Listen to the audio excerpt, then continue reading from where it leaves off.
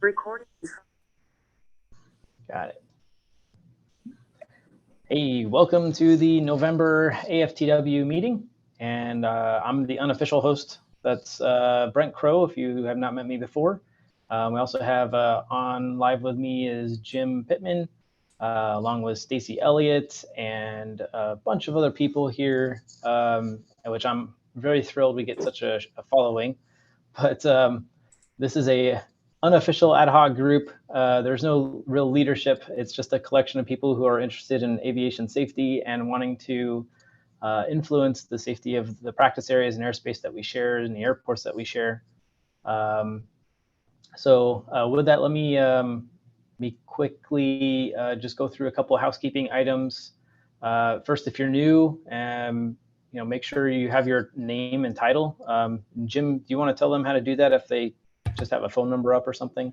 Yeah, so on your Zoom controls, whether you're on a computer or a mobile device, you should be able to find the participants window and find yourself on the participants list, and you can edit your name there so that we can see your real name. It looks like most people have been able to do that. And if you guys don't mind just keeping yourselves muted to control any background noise as we go here, but feel free to jump in as we go if there's something you want to talk about. If you'd rather put it in the chat, I'm going to keep an eye on that as well. Yep, and if you would like to have wings credit, just send an email to craig.tompkins@faa.gov, and we'll be happy to extend that to you.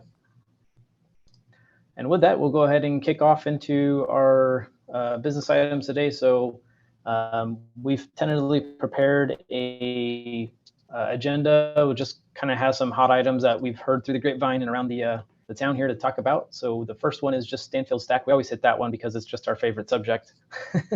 But we don't have any new feedback on the Stanfield Stack procedures. I don't know if anybody else here on the call does, which we can ask here in just a second. If you don't know where the AFTW Stanfield Stack procedures are, it's just on our website, aftw.org. And if you have comments about those procedures at any time, you can get them to this work group through, if you go to the Contact Us page on AFTW, you'll find a link to send us an email. So is there any comments regarding the Stanfield Stack that anybody wants to bring up? I'll just say thank you to everyone who's been down there that I've seen recently. They're doing a good job following the procedures, and things flow real nice. So thanks, everyone. Keep up the good work. Yeah, it's been good. I usually come across a couple safety reports of people usually having trouble communicating in a stack or something like that, and haven't seen one in quite a long time. So must mean things are working smoothly out there. Alrighty. Next item, recommended procedures for practice instrument approaches in the Phoenix area. I'm going to pass over the baton to Jim, because Jim, you've been kind of the lead on this. You want to update everybody? Yeah, no real news since our last meeting or two. I just wanted to keep it on the agenda because it is still a work in progress. So in the chat, if you guys didn't notice, I put the link to this agenda so you guys can go see everything that we see on the agenda. And I've got the link there so that you can go look at the current project. Still love to get some more help. Any instrument pilots or instrument instructors that would like to help us put the finishing touches on that would be much appreciated. Just get a hold of me. Okay. Anybody have any questions for Jim or on that project? If you're unfamiliar with what that project is, we're just trying to give a general outline of some ways in which instrument instruction can be done in the Valley safely and efficiently. So if you have inputs on, hey, these approaches work great, and here's some things to think about when shooting them, or scenarios for shooting them, there's, all that input is really great. The next item is the ASAG Practice Area Frequency Project. Is anybody here from ASAG that can update us on that? Let's see, let me look at my list of people here. Hi, Brian. No, Jim Tim's here. There's Lee. I can give you an update.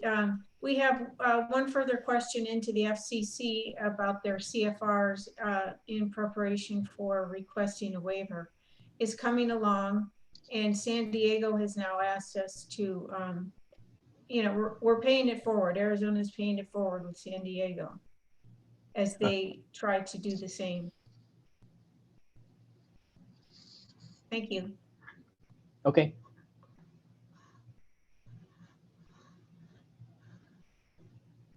Any other updates there?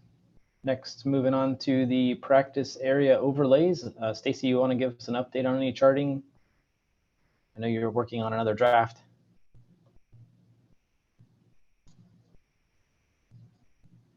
Got to unmute. You're muted.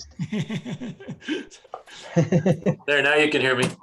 There you go. I've been remiss and did not publish the last one as I said I would in the last meeting, so I'll get on that this week and get those back up to you, Jim, so we can get them on the website. The issue is once we make a change, we also have pictures that have to be taken so people can have a static picture because some people don't use the ForeFlight. And the problem with that is you got to get an extra big monitor to take that snapshots so you can shrink it down. So when people put it on their iPad, it's visible. Otherwise, it's just too grainy. And that's the issue we're running into now. So I got to figure out that part of it. Okay. Jim, do you remember who helped us out last time? Was that you? Well, I remember working on it. I don't remember what the exact solution was. I might have been able to get it to work on my computer just by changing the resolution. But yeah, let me know when you got the new, was it KML files or whatever? Yeah, the new KMLs. Yeah, and I'll see what I can do on my computer. Yeah, right. And I might be able to like hook my laptop up to my TV and take a, because it'll be a huge screen there, and I can probably take a snapshot of that easy. Okay, I'll get it to both of you. Okay.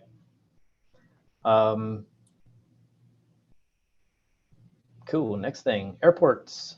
Anybody have any other airspace related things? I think I have one actually. I don't know. I don't see it lower on the agenda here. So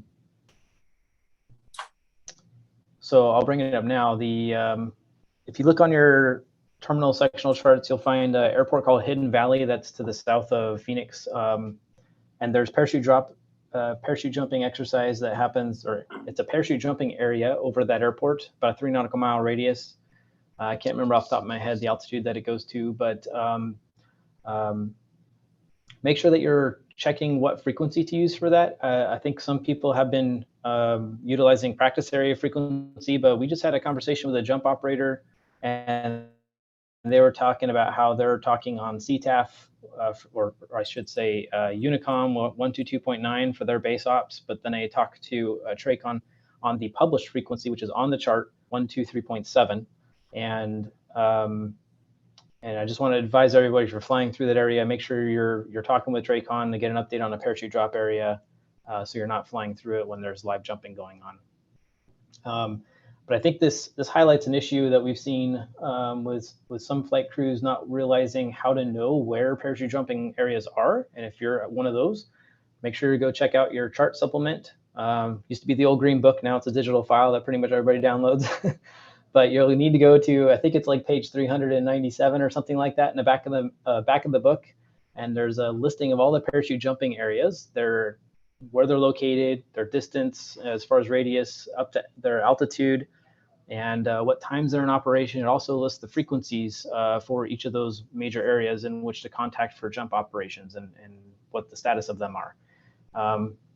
A lot of pilots believe that you just need to check your NOTAMs prior to flight, but hey, these are published areas, and so they're not going to be NOTAMs. So there's going to be operating because that's their published time of service. Sometimes they do publish a NOTAM if they're doing a jump outside their normal business hours that are listed in the chart supplement. So do be cautious of that. And if you are flying near a parachute drop zone, you're wondering, I know the frequency of it, but what do I say? Well, just call up the controller and just ask what's the status of the parachute dropping over Hidden Valley or Coolidge or whatever, and the controller can give you an update. Any other airspace issues? Just a reminder, when you're looking at the parachute symbol next to an airport, you'll now see a frequency, like at Hidden Valley, it's 123.7. That's what they'll be listening to. Mm-hmm. So get on that one. If they're not on another one, they'll be on that one for sure. Yep. So it's on your charts now. There's no reason why we can't know that now, because it's been published for the last, 2 years.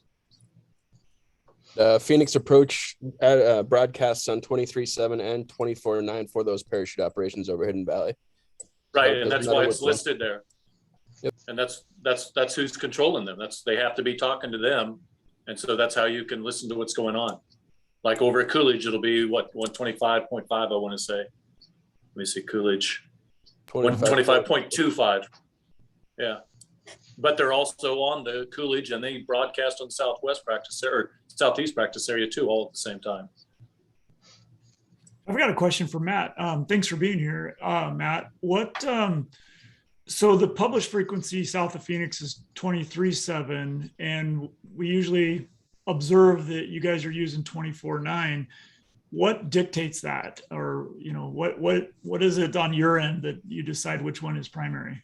So the primary is 24/9, but when they get busy, we have the ability to split that sector into two. When that sector is split into two, 23/7 is the frequency just south of Sky Harbor. So the chart is correct, but there's usually just one controller working it at any given time. But again, when we split it off, 23/7 is the one that opens up. We do monitor both at all times. How far south does 23/7 go if they are split? The same area that we normally control. So it goes just to the boundary of Stanfield. We're about 5 miles north of Stanfield. Okay. So does it really matter to you guys which one we try first? Because we don't know if you're split or not. What would be not best at all practice? You guys aren't doing anything wrong when you call up 23/7 or 24/9.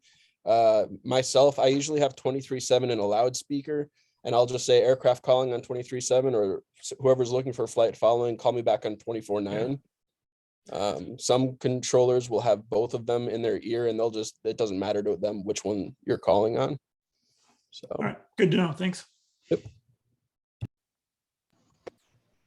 Hi, this is Joseph Boguszewski from ATP. I have a couple of things I wanted to mention, if you can give me a moment. Yeah, go ahead.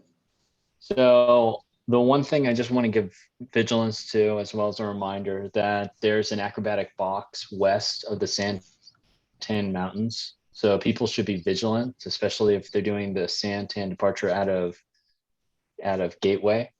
And I think it's published on the overlay as well, if I am correct. But the other thing we also noticed is that over the Southeast practice area frequency, we have been noticing poor, inappropriate language, as well as animal sounds essentially being transmitted over the Southeast practice area. I think that we should essentially make sure we encourage that is not the time nor the place to make those reports. That frequency is to give vigilance and awareness to the people who are actively flying in that area. With what was just mentioned about parachute activity, sometimes they make parachute activity calls on that frequency. How are we going to get that if the frequency is being clogged up by these radio calls? And then there was one other thing I wanted to mention, which is kind of in the realm of communication, which is Gila Bend. So we've also noticed that solo pilots at Gila Bend are having either poor communication or poor coordination of the pattern. And I would really encourage, if you are bringing your solo students out there to conduct their cross-country flight or whatever solo flight, that you encourage and you impart tools that they can use to safely enter the pattern without creating undue hazard to other pilots that might want to enter this pattern. So at Gila Bend. Thank you. Awesome. Good tips, Joseph. Thank you. Yeah, I wanted to add to that. Thanks. Those are two great points. This is Scott Tennisand here. I was actually going to bring up a request, generally to the flight schools. I think that's the most common concentration out in the specifically the Southeast test area. But often folks are making their last call, as it were, which I'm not certain is really essential to make if you're not in conflict, but they make the last call and then they grunt, "See ya." And I've counted up to 8 other people, doing the "see ya" with all kinds of different little grunts and noises. It is quite annoying, especially when those frequencies are so busy. So my request would be, if the flight schools in attendance here could remind the instructors that, you know, our students watch what we do and we're the professional to them. And if we're making those silly calls, like were just mentioned, that's just imparting really bad habits and bad practice. So I just wanted to mention that. Thanks. Yeah, So on the lines Stacy, of what you first said about the last call not being really necessary, though not really relating to practice area, but when you talk about the advisory circular for non-towered airports, it states that, you know, making like any traffic in area, please advise, or something like last call may not be necessary. What is necessary is your position and altitude, and not, you know, necessarily this is my last call, or this is, I'm looking to see if there's anybody here. Well, if you make a call, then people will know you're there, and then people will respond to your position. So just, yeah, try and remove some of those unnecessary calls. Okay, well, we're on the subject of communication, and might as well bring this up. Mr. Ernie, Albert Nixon contacted me last month and said he's worked. Does everybody know who Albert is? He's one of our two local NTSB investigators. What was his name? Albert Nixon. Oh, okay, no, I don't think I met him yet. Former B-1 pilot, but he's been with the NTSB for about 10 years now. And two accidents that he's recently done were flight reviews. And part of his finding was that they were accomplishing flight review, and the pilots that he was able to interview seemed very nervous and hesitant to make any input because they were in the middle of a review.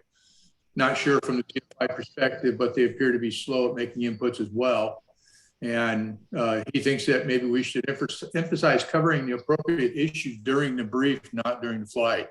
Get it all covered and you know, on the table and done. This is when I'm going to take over, sort of like what you talk about in your when to take over briefing, Brent. So we might want to reemphasize that with our schools and our CFIs. And I agreed with him. So anyhow, that's from the NTSB, and they asked me to bring that forward to both AFTW, ASAG, and I'm going to also give it to DPE advisory group next hour. So Ernie, just to make sure I understand what you're saying, and thank you for that input. You're saying that there's been a couple of accidents recently where it was basically some kind of loss of control, and the contributing factor looks like it was the instructor not taking control in a timely manner. Is that what happened? Either instructor not taking control or the student being hesitant to make the correct input. Gotcha. Thank you.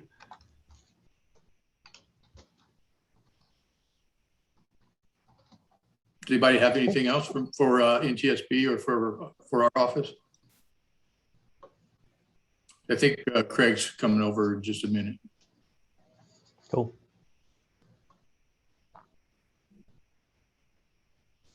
Okay.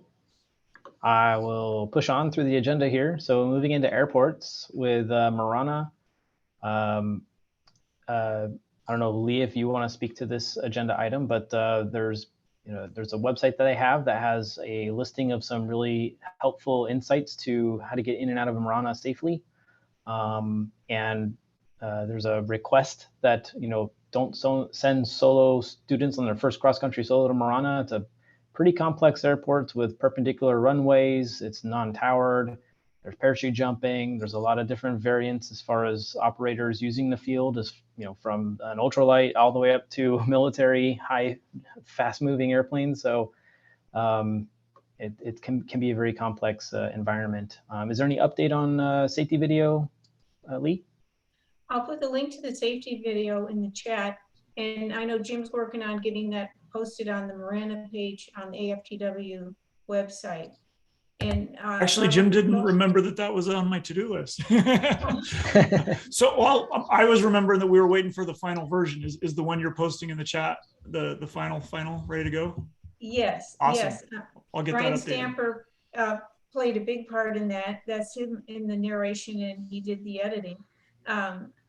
And Barbara Hempels, being the manager at Marana Regional, is going to put a link to the airport website Brent was talking about in the chart supplement.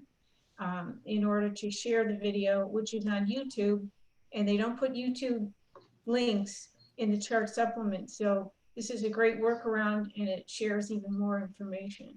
Thank you.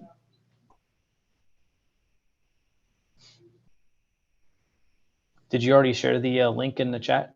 I don't see I'm going it. to right now. Oh, okay. All right, cool. All right, thank you for that, Lee. Falcon Field has some updates.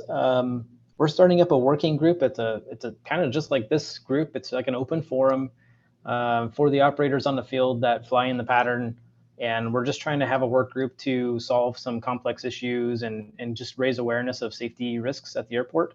And so if you operate at Falcon Field quite a bit, or you want to be represented at that meeting, we welcome your attendance. It's November 16th at 1:30. It's at the airport terminal, so it's an in-person briefing at this point. And hopefully we don't get like 100 people showing up, because I think the room only holds like maybe 20. But that is starting up. I do intend down the road, I didn't want to do it for this first meeting just because of large numbers of people that might show up. But we want to eventually perhaps open this up to a fast team seminar for Wings credit. But anyway, that's starting up November 16th, 1:30 at the Falcon Field Terminal. And second item there for Falcon is there's ramp construction slated to begin December 7th through April sometime. So I know they're kicking off on December 7th, and it's going to be tearing up the ramp area where basically CAE parks our airplanes. That whole ramp is going to be torn up into 3 different phases.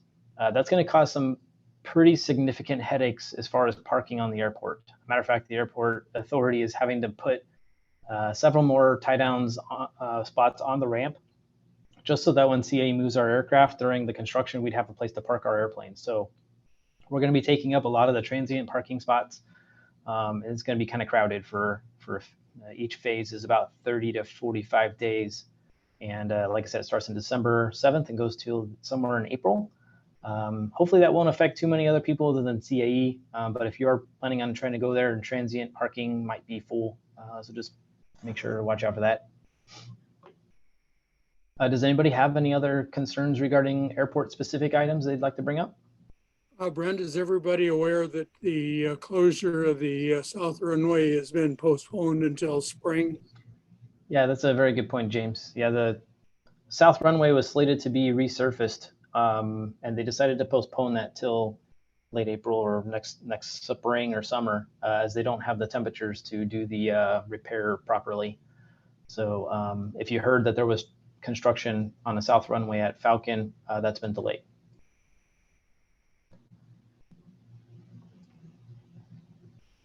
Any other airport related concerns? I will press on. So training updates. There's a new airplane flying handbook that was released, and so go check that out on the FAA's website. The link is in the meeting minutes if you need it.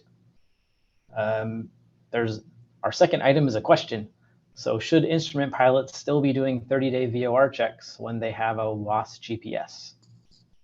I'm gonna guess Jim's I'm the one to got put that in very- there because I've reason for that. seen some stuff recently. I wanted to see what comments are from our professional flight instructor group here. Are 30-day VOR checks still important in the world of WAS? What do you guys teach? My personal thought is that, well, in case my GPS takes a poop and it doesn't work anymore, I could fall back on my VOR system. So it'd be good to have that checked and making sure it's calibrated and working well. So when I need to rely on it in a pinch, it's working properly. Sounds And good. I'd say yes, it should always be done. So maybe it's just the check rides that I've been seeing, but the places I usually do check rides have some kind of a summary sheet for the VOR check. And I found it's been 2, 3, 4 months since anyone's bothered doing a VOR check. And this is an airplane going on an instrument check ride. Yeah, just a friendly reminder to everyone, VOR checks are still important, especially for a check ride, because, a typical scenario, is that you'll lose GPS, and that's the reason you're doing a VOR approach on the check ride. So of course that 30-day check needs to be done. So please get the word out to your fellow instructors and managers. It's also a favorite gotcha on the ramp check. There you go. So you want to have that paperwork. Good stuff. All right, so I've got a couple big topics that I just like to make sure everybody's thinking about, just moving from the rear lobe to the front lobe. The first one is near-midair collisions, and we've seen some near-midair collision issues, I guess, surfacing recently around Falcon that we've just been highlighting. They really boil down to a couple different issues. Number one is the phrase continue traffic holding in position. And to many different pilots, that means different things. Some think that, well, I was last told to extend downwind, so does that mean now I can continue from my landing and turn base? And the answer is no. If you've been told to extend downwind and tower comes to and then says continue traffic holding in position, you need to stay continuing to extend downwind as you were last instructed. The phrase continue holding in position is simply meant that there's going to be an aircraft holding on the runway, lining up and waiting. And so don't land on top of them, please. That's all that really means. So whatever you were doing previously, just continue doing that.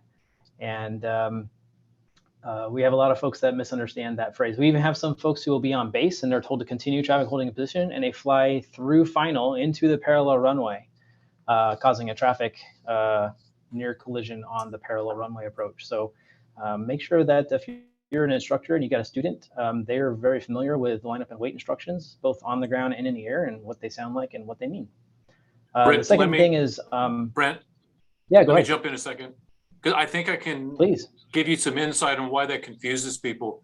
So if you're taxiing and they say hold short of hotel, then they'll call back and say continue.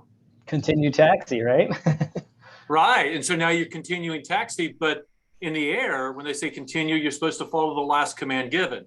So there's the confusion in the sequence of logical thought. I don't think it should be. Tower only gives that instruction if you've been cleared to land. Yeah, it's not done that way, because in that case, if actually line up and wait instructions require that tower cannot give a landing clearance to an aircraft when somebody's going to be lining up and waiting. So that aircraft that's lining up and waiting has to be given a takeoff clearance before tower can give a landing instruction to an aircraft for that runway. I think tower would say to the airborne aircraft, landing clearance canceled, continue, or something like that, if they're going to line up and wait. No, it can be confusing, especially people who are just learning the lingo. So it's something to be aware of. Yep. The other issue we've seen too is we had a situation where two aircraft took off from Casa Grande from opposite ends of the runway towards each other without each other's knowing the other was there. That led to a very scary evasive action over midfield to not run into each other. How did that happen?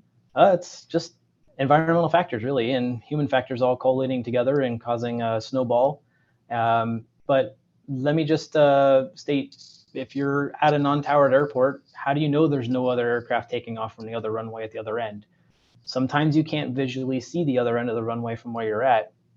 I remember taking off from an airport that had no tower, that had a perpendicular runway similar to Marana, where you're sitting at the threshold of your runway and you can't see the threshold of another runway. So you have no idea if there's somebody over there taking off except for through radio communication. And it's possible that you could both make a call that you're lining up and waiting on the runway, or that you're taking the active for departure, or whatever the call is. And you end up stepping on each other and neither of you know you're there, and you both start a takeoff roll at the same time. At Casa Grande, there's a little hump on the 1,000-foot marker on the 2-3 side of the runway. And it just is enough, especially with the daytime heat, to cause no visibility from one side of the runway to the other side. And there could be an aircraft sitting there that you can't see. So there's a couple of different ways you could try and solve this, but it's really just that situational awareness of, before you get down to the runway, is there anybody else on frequency announcing that they're taxiing? Do you see other aircraft moving to the other end of the airport? And keeping an eye, kind of a protective eye. Think of like defensive driving, but defensive airport operations, okay, I'm gonna be taking off from this runway, but are you keeping an eye on the other side of the runway and what's operating over there, or at least the situational awareness of what's going on? But it's all seen, avoid, and sharing the airport. But those are just two things to be aware of. Moving to a different topic of icing. As we get into the colder months of the year here, I think icing also catches a lot of pilots off guard, as icing is not typically something you hear in the same sentence as Arizona, at least in the southern part of the state. But it is a significant issue, especially as we get into cold fronts moving through. If there's moisture in the air, visible moisture, and you have temperature at freezing or below, you're going to start getting some icing adhering to the airframe. So make sure you're aware of your aircraft's limitations when it comes to ice. Most of our training aircraft that we're flying out there are not certified for flight in icing conditions. So I try and avoid areas where the temperature is at freezing. So check your winds aloft. It'll tell you where the freezing level is. And make sure you're not at that level or higher when you're near visible moisture. If you're in IFR flight, of course. Shouldn't be flying through clouds if you're a VFR pilot. But you can also get that from rain too. If you're flying in a rainy, drizzly environment and your temperature outside is below or at freezing, that can be another source of icing. And of course, not taking off with any icing adhering to the airframe. Next item was just gear unsafe. We've seen a couple, I've had some discussions with some pilots recently, which was interesting, about gear issues on retractable aircraft. If you are taking off in a retractable gear aircraft and you bring the gear handle up and you get a red light and the gear will not come up, we are finding a lot of pilots attempting to take the airplane out to the practice area and then cycling the gear multiple times, attempting to try and bring it up and not being successful. And I just want to highlight that there's a danger to doing that behavior. The more you cycle the gear, the more whatever is broken can become more damaged. If there is a sheared bolt or something stuck in the gear, that can cause the gear to become catastrophically failed and where it won't come down when you want it. So, follow your manufacturer's guidance if there is one, like a checklist. But your mindset, I think, when you're working with a gear issue in a retractable gear aircraft, the number one question you're asking yourself is, can I get gear down in 3 green? And if the answer is yes, just bring the airplane in and land, and then troubleshoot the issue of why it won't come up on the ground, not in the air. Well said, Brent. And not just to follow the checklist, but to make sure that we're reading the expanded explanation that goes along with the checklist, because most of those manufacturers are going to say exactly what you just said. Mm-hmm. Or as an old DP that did my check rides decades ago would say, don't kick a sleeping dog. Meaning everything's okay right now. Don't kick it and wake it up or it'll bite you. Yep, exactly. And I think one of the other thing with the gear unsafe thing is we've had some crews that are land with gear. The gear is still giving them unsafe lights. Maybe they're not getting a main gear green indication, but they land successfully on all 3 landing gear.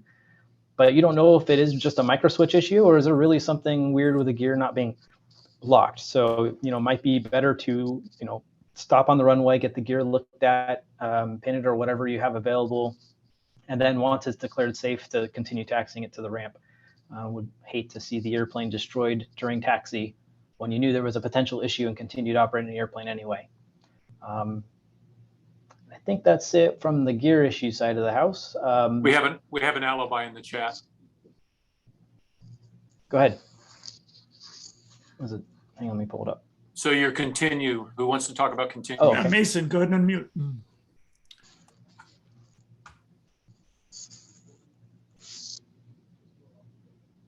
Are you there, Mason? Yeah. Is there somebody that has wants to discuss the word continue? We're happy to talk about that. This is Lou Ridley.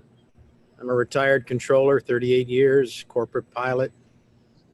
And for you to have, it's one of the things you've got to teach your students. When they hear the word continue, there's supposed to be a control instruction right after that. If they look in the pilot controller glossary that says so. So you tell me to continue and you be ambiguous, myself as a pilot, I'm going to say, continue doing what? And your student needs to do that. Don't sit there and be bumfuzzled and confused and just blow through the base on the opposite base because you were told to continue. Continue doing an action that doesn't seem appropriate is not good practice.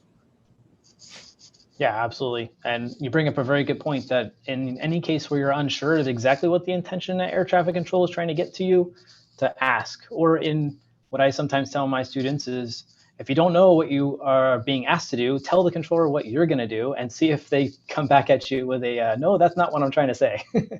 So, great.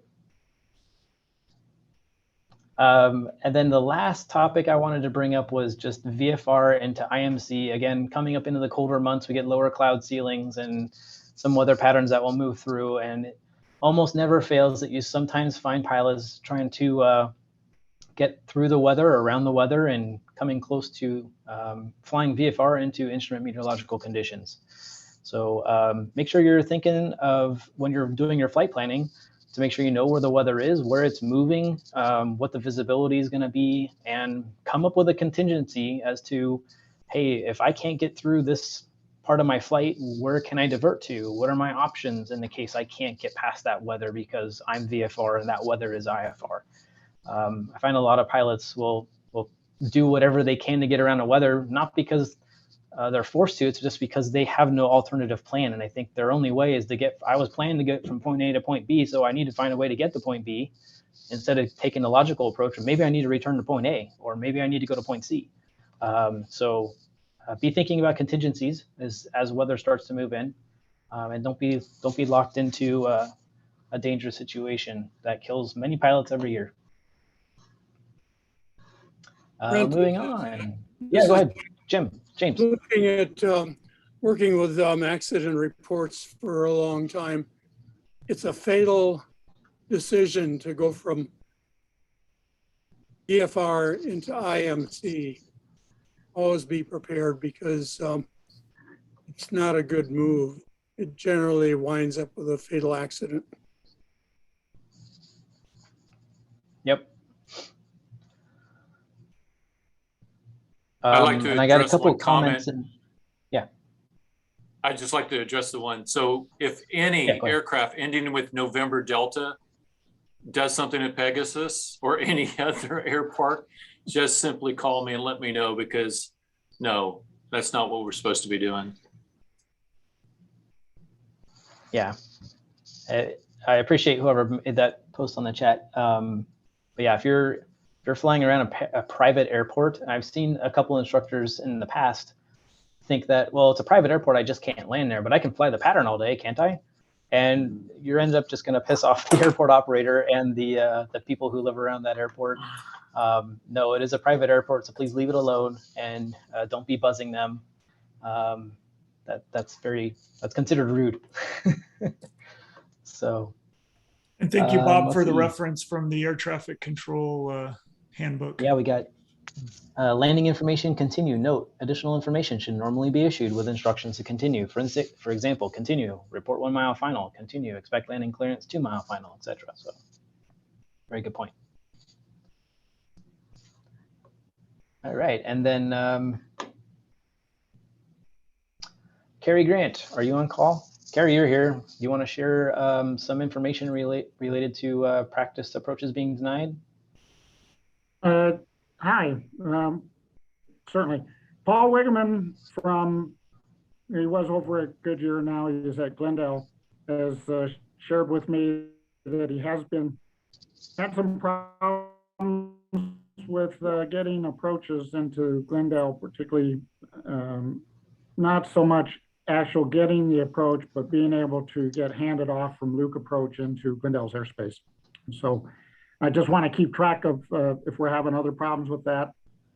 Any other people, remember I had asked for denied approaches so I could bring it up at the POG, and except for Paul being told that he couldn't do opposite direction approaches down at Goodyear, I had no other reports of denied approaches.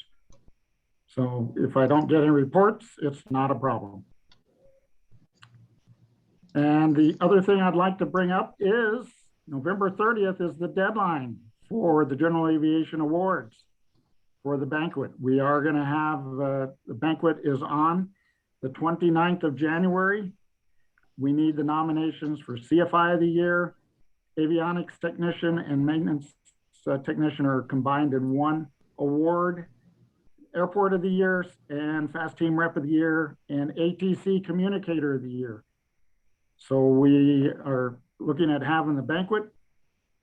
Thanks to our vice president who donated some money to make sure that we have our vice president of ASAG, make sure that we can put the funds forward with ASU Polytechnic and the Cooley Ballroom. That's where we're going to have the banquet. So we are coming up on the deadline. We need those awards, and we know the flight schools are very busy. You should have lots of instructors out there that are qualifying to be Instructor of the Year. So please, generalaviationawards.com, or you can also go to ASAG, our website, asagaz.org, and there's a link to generalaviationawards.com there. The 30th of December is the deadline for the FAA, the CFI, and the maintenance awards. ATC Communicator and Airport of the Year will extend it to the end of 31 December, and those awards go to Craig Tompkins at the FSDO. All those addresses are on the website. Did you say the deadline for CFI is December or November? November 30th. End of November. Okay. Yep, Jim. All right. And I'll also put a plug in for our Marana video on YouTube. We working with Brian and Lee and Rick, other people down there. We've got the video together. It is up on YouTube for going into Marana. And last I looked, we had 129 views of it. We'd like to see a lot more. So it follows the format from the flight deck video series that Joe Santoro and this group are putting together. And they are in the process. They just did the planning for Chandler, Tucson, Flagstaff videos, and they filmed Prescott. It's not out yet. They've done Henderson, and they're also going to do North Las Vegas. So lots of from the flight deck video series, and we're also working on Sedona for non-towered airports. So that's what's going on in the ASAC world. Thank you, Brent. Awesome. And meetings next Wednesday, 12 o'clock. Awesome. Okay, moving forward. I think you hit up the last two bullets there. Thank you, Carrie. I guess it's open forum at this point. Does anybody have any other topics they would like to bring up? I just wanted to know from individuals here how the Coolidge stack is working out, the new procedures.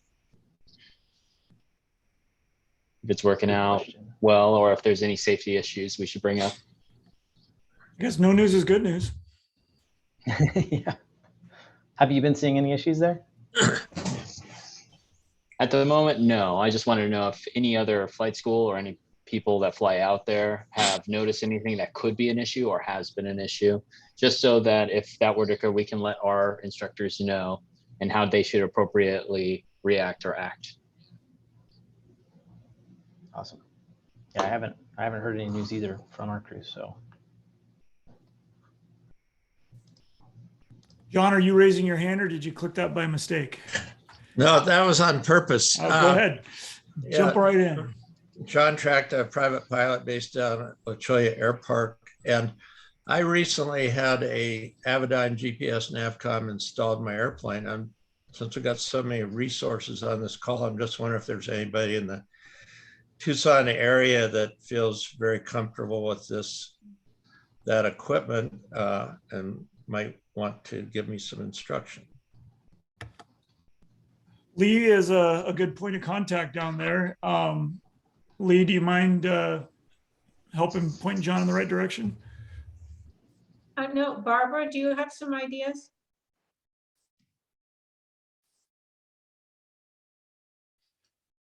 I'll work on it for sure. What was the navigation equipment again? It's Avidyne, yeah, 540 GPS Navcom. Howard, yeah. I can tell you, I've looked at the Navidyne websites, and there's Excellent instructional video. I can't remember the guy's name, but he calls himself the guy in the pink shirt. Gary. Yeah. Yeah, Gary. So GPS guy in pink shirt. Right. Yeah, and I looked at I mean, what he puts out is excellent, but I kind of would like to maybe have some hands-on flying, instruction What's from Yeah. somebody. Well, Howard Devers, I'll put it in the chat for you, okay? Great, thanks a I'll lot. put it in the chat for you. Thanks, Barbara. Okay. Appreciate it. Yeah. I've only done Avidyne a couple of times. I don't feel that. It's a little different. I experience. had an instrument student last year that switched from Garmin to Avidyne, and there is a learning curve there. It's an amazing system. I love the Avidyne. There's just a few things you got to know are different. Yeah, and it is I know. it is different. It's a great system. I think it's very user friendly, but there's a few little things that I'd like to work out. Good on you for seeking the instruction.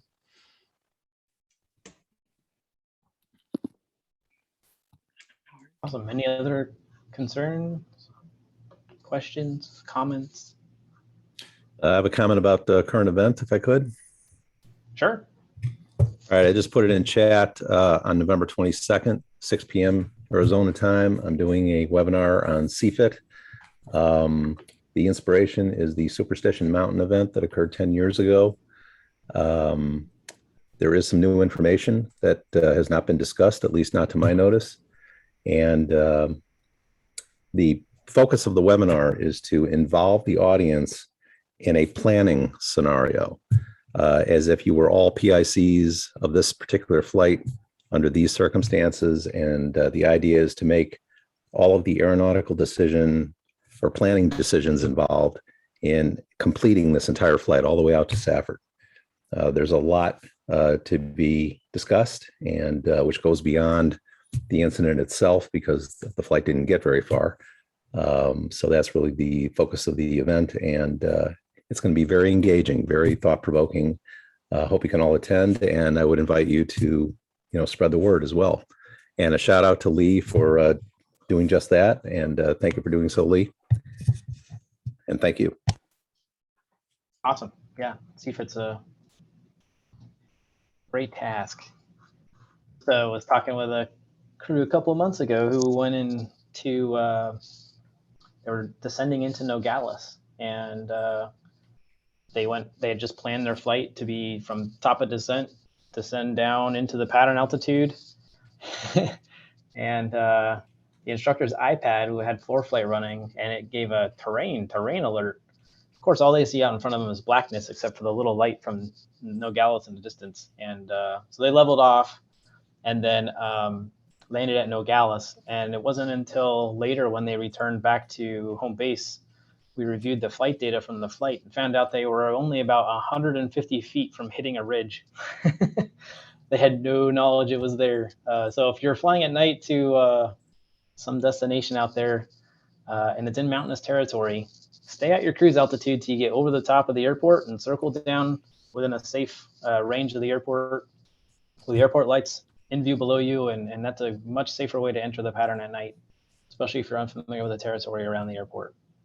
Well, certainly one way of doing it, but excess maneuvering, especially at night, is not desirable if there's, easier alternatives, a little more efficient way to do things. And that's what we're going to explore amongst all the options in this event. And again, the point is to get the audience thinking about what is available to them before they walk out to the airplane to depart. And that way they have a solid flight plan of action. So it's something that anyone of any experience level can participate in. It's an opportunity to make practical application of the fundamentals that we learn and, practice to proficiency to fly safely. Great. Sounds like a great seminar. I got to check. Gary, you got your hand up? On the 22nd. Go ahead, Gary. Reminder, next Wednesday also, there's a CFI forum that will be via Zoom. One of the things that we need to cover are the TSA security requirements. That's an annual requirement. So we will be doing that. Be doing it in conjunction with Jim Anderson and whatever Jim comes up with. 6 o'clock Arizona time, 1800 via Zoom. The link is on the FAST team spans. Awesome. Anything else? Well, if no one else, I see 2 other hands raised. Is there Chris Hammond Chris? that has a question? Hi, this is Chris Hammond from the Arizona Army National Guard. I work in the State Aviation Office for the Army helicopters in Arizona. And just as shared airspace users, I want to start establishing relationships with you guys, and I'm joining the ASAG as well to just be a representative from the Army House for any issues between the civil and the military side, and take back anything that I hear you guys talking about that I can offer to my guys that fly in the airspace as well. Awesome. Fantastic. Thanks for being here. So, anybody else? Well, Brent, great job getting us done in time. The DP meeting's at 2 o'clock. Everyone who's here is invited to join the DP meeting. I did put that on the agenda, but in case you didn't pull that up, let me go ahead and throw it in. But since we have a couple minutes, Brent, if you don't mind, I'd like to go back on just a couple of things. Yeah. I wanted to wait and see how much time we had. So the airplane flying handbook, if you haven't downloaded the new one yet, check it out. There is a new chapter 4. I have not read it line by line, but I scanned it, and I don't know, I'm a little disappointed. It's all about energy management, which is an important concept, but I think they got way too far in the weeds, but that's just my opinion. I am happy to see that they have finally given an FAA definition of stabilized approach in the airplane flying handbook. All we were able to find before was in an advisory circular. So in the new airplane flying handbook, check out the bottom of page 9-6. They basically took what was in that advisory circular, and it's now in the airplane flying handbook, which is wonderful. Stabilized approaches is still a big issue for general aviation, and we've talked about it here a little bit before. Let me just give you a couple of my hot buttons and tell you, flight instructors, please teach all of your students, all the check ride applicants, what it means to have a stabilized approach. Teach them that a slip is a very important tool in our toolbox. The slips are something we need to be good at. Slips are awesome. Slips are wonderful, but slips should not be used to fix a bad approach. And that's something that seems to be in our general aviation culture, this I can make it work mentality. Slips really should just be for practice and abnormal situations in real life. Let's teach them what it means to have a stabilized approach, and teach them that if they're not stabilized, the best thing to do is to go around. And it does say that now in the airplane flying handbook. What I don't completely agree with is that the airplane flying handbook says that the decision altitude should be 300 feet. In a typical traffic pattern, that's a 1 mile final. A lot of times we're turning base to final inside that and then doing our last notch of flaps. By strict definition, you're not stabilized until you're fully configured. So there's a little bit of disconnect there. Though it does say there's a sentence in there. Actually, I think I still had it up. This is worth reading. The pilot should focus on the elements that lead to a stabilized approach rather than the order of the elements or the insistence on meeting all of the approach criteria. I do like that. They're basically saying use some common sense when you're applying this. But I do think that, and I recommend to all the flight instructors watching this, on every approach, teach pilots to have a decision point, a decision altitude, to say for this landing, if I'm not stabilized by here, I'm going around. And sometimes it might be 300 feet, it might be 200, it might be 100. You know what? On a commercial pilot applicant, it might be 50 feet. That you're still getting configured and set up, and all right, but 50 feet, if we're not stabilized, we're going around. And that's what we need to get into our culture, just like the airlines have done. We get to 1,000 feet, we're not stabilized, we go around. The decision's already been made. In the airline world, that's how it is. And I know military is similar, though they don't do 1,000 feet, we heard. They have special ops. All right. On top of that, Jim, and I also see pilots too who just end the stabilized approach mantra as soon as they clear the threshold. Like they come over the threshold and it's like, okay, now I'm flaring. Now my approach is done and I don't have to be stable anymore. And the airplane will go left and right of center line. It'll not be touching down in the right attitude. They'll bounce, whatever might happen. And they still elect to continue the approach instead of realizing I've now become unstable. I need to get out of here. There you go. So good point. Making sure that they understand that stability of the airplane needs to carry through all the way down, through touchdown, through rollout until you're at taxi speed getting off the runway. And finally, just a quick reference, and we don't have time to go into detail on it, but I think we're going to talk about this in the DP meeting in a little bit. AC 61-142 is about private pilot cost sharing. Came out less than 2 years ago.